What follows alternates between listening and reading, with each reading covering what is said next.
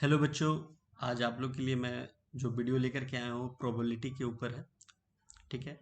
और ये जो वीडियो है वो ज़्यादातर जो हेल्प करेगा वो कॉम्पिटिटिव एग्ज़ाम जो भी बच्चे दे रहे हैं अभी, तो सभी कॉम्पिटिटिव एग्ज़ाम वाले बच्चों के लिए काफ़ी हेल्प करेगा क्योंकि मैं बेसिक से बताने जा रहा हूँ। ठीक है। तो आज का जो जो मेरा टोटल क्वेश्चन है, 5 क्वेश्चन मैं आप लोगों को बताऊंगा। तो वो टोटल जो है वो पांचों क्वाइन पे बेस्ड क्वेश्चंस हैं। ठीक है। तो नेक्स्ट वीडियो में हम लोग कार्ड पे भी करेंगे, डाइसेस में भी करेंगे। ठीक है। तो सारी वीडियो में सेपरेट सेपरेट बनाने वाला हूँ। तो आज कॉइन के ऊपर हम लोग डिस्कस करेंगे। ठीक है। तो सबसे पहले कुछ बेसिक चीज़ें हम जान लें। ठीक है। अगर आपके क्वेश्चन में बार बार एक वर्ड यूज होगा, दैट इज अनबायस्ड, तो ये अनबायस्ड का मतलब क्या होगा? और हो सकता है अनबायस्ड ना दे करके आपको फेयर दे दे। ठीक है। तो ये दोनों का मतलब क्या, अनबायस्ड और फेयर का मतलब क्या है? ये दोनों का मतलब क्या होता है कि अगर एक क्वाइन है, ठीक है, तो एक तरफ हेड आने मतलब कि अगर हेड आने का 50% चांसेस है तो दूसरी तरफ टेल आने का भी 50% चांसेस है। मतलब दोनों तरफ 50-50 चांसेस होना चाहिए। ठीक है। बट अगर बायस्ड बोल दे बट अगर बायस्ड बोल दे और अनफेयर बोल दे तो मतलब क्या हो गया, एक तरफ मोर देन 50% चांसेस होगा और दूसरी तरफ लेस देन 50% चांसेस होगा। और अनबायस्ड और फेयर वाले में अगर इधर 50% इधर 50% मतलब हाफ हाफ चांसेस है दोनों तरफ। ठीक है। और इधर एक तरफ क्या होगा, मोर देन 50% होगा, एक तरफ लेस देन 50% होगा। ये दोनों का डिफरेंस यही है। ठीक है। चलिए इसके बाद आगे बढ़ते हैं हम लोग। अब क्या है कि अगर मैंने आपको एक कॉइन दिया, ठीक है, मैंने बोला इसको टॉस करो, तो आपने बोला सर हो सकता है हेड आएगा, हो सकता है टेल आएगा, और कुछ नहीं आ सकता, हेड आएगा या टेल आएगा। ठीक है। तो ये जो तुम्हारा हेड और टेल जो आ रहा है इसी को बोलते हैं sample space, number of sample space कितना है? तो दो दो कंडीशन है सर, हेड या टेल। अगर वही मैंने बोला कि दो कॉइन का नंबर ऑफ सैंपल स्पेस निकालो, नंबर ऑफ सैंपल स्पेस, तो दो कॉइन का क्या होगा, हेड हेड, है ना, head tail, tail head and tail tell.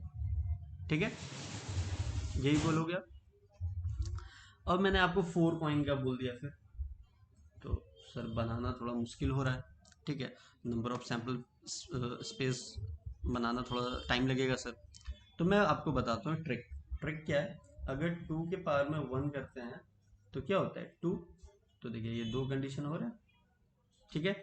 अगर मैंने 2 के पावर में 2 किया तो 4 कंडीशन हो गए, मतलब जितने कॉइन है उतने पावर। ठीक है। हमारे पास 4 कॉइन हुआ, 2 रेस्ट पावर 4, जो भी आएगा that is the sample space. तो 2 rest power 4, 2 into 2 into 2 into 2। ठीक है। 2 2 4, 4 2 8, 8 2 16, तो इसके 16 सैंपल स्पेस होंगे। ठीक है। तो इसको एनएस से रिप्रेजेंट करते हैं सैंपल स्पेस को। ठीक है। इसका एनएस क्या होगा, इसका एनएस 2 होगा क्योंकि दो कंडीशन है। इसका एनएस क्या होगा, इसका एनएस होगा 4 क्योंकि 4 condition. Got it, number of sample space आ गया समझ में। चलिए अब आपको बताते हैं इवेंट। इवेंट कैसे निकालेंगे, नंबर ऑफ इवेंट्स। इवेंट्स का मतलब होता है कि जो आपको क्वेश्चन में बोला जाएगा फाइंड आउट करने के लिए। ठीक है। तो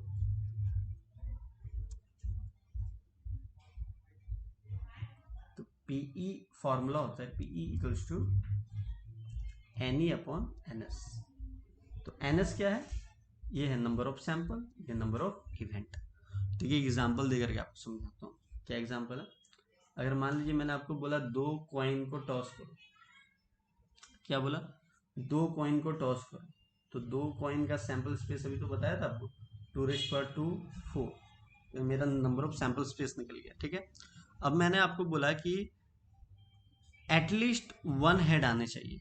एटलीस्ट वन हेड का मतलब क्या हो गया कि जब आप ये सैंपल 4 कंडीशन लिखोगे, head head, head tail, tail head और टेल टेल, जब आप ये लिखोगे और यहां से मैंने बोला at least one head, at least one head का मतलब ये वाला ले लेंगे। एक हेड तो कम से कम होना चाहिए, ज़्यादा से ज़्यादा दो हेड वाला भी लेंगे, एटलीस्ट वन। ठीक है। तो ये ले लेंगे, ये ले लेंगे, तो मेरा 3 कंडीशन हो गया। तो इसको बोलते हैं नंबर ऑफ इवेंट। तो इवेंट मेरा आ गया 3। तो रिक्वायर्ड प्रोबेबिलिटी क्या हो जाएगा, रिक्वायर्ड प्रोबेबिलिटी हो जाएगा 3/4। ठीक है, चलिए अब हम लोग नेक्स्ट, इतना कॉन्सेप्ट तो आपको बता दिया बेसिक सा। अब हम लोग चलते हैं क्वेश्चन। ठीक है, इसको रब कर देता हूँ मैं अच्छे से। चलिए ये देखिए आपकी स्क्रीन में क्वेश्चन है। तो पहला क्वेश्चन क्या कह रहा है, पहला क्वेश्चन कह रहा है 3 unbiased coin are tossed, what is the probability of getting at most 2 head. देखिए एटमोस्ट बोल दिया गया, उस समय एटलीस्ट था, इस बार एटमोस्ट है। ठीक है, कोई दिक्कत नहीं, डरने वाली कोई बात नहीं है। ठीक है, अगर हम सेकेंड क्वेश्चन देख रहे हैं तो 3 unbiased coin are tossed, what is the probability of getting at least 2 head. तो कौन सा करना है पहले आप लोग को, चलिए पहले एटलीस्ट वाला कर लेते हैं क्योंकि एटलीस्ट वाला भी बताया हुआ था। तो पहले क्वेश्चन नंबर 2 कर लेते हैं। ठीक है, तो क्वेश्चन नंबर 2 में सबसे पहले आप लोग 3 अनबायस्ड कॉइन आर टॉस्ड हो रहा है, तो इसका सैंपल स्पेस क्या हो जाएगा, इसका सैंपल स्पेस होगा 2, कॉइन कितना है 3, तो 2⁻³ मतलब 8। तो 8 कंडीशन निकलेंगे।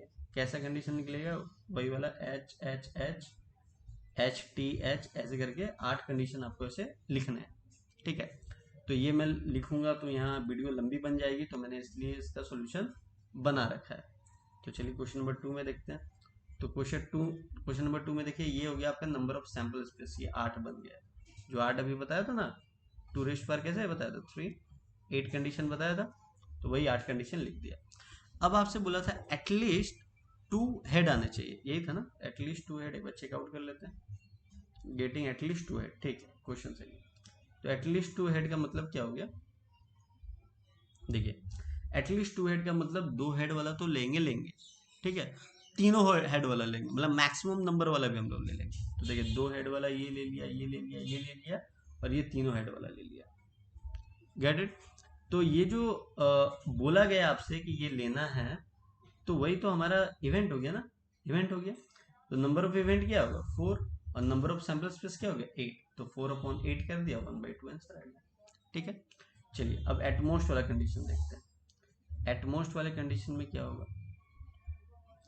सेम क्वेश्चन था, तो क्वेश्चन में जाने की जरूरत है नहीं। एटमोस्ट देखिए सैंपल स्पेस लिख दिया, इवेंट क्या है, एटमोस्ट 2 हेड, मतलब हम ज्यादा से ज्यादा 2 ही ले सकते हैं, और नहीं भी लेंगे तब भी चलेगा। तो ज्यादा से ज्यादा ये 2 वाला, ये 2 वाला, ये 2 वाला।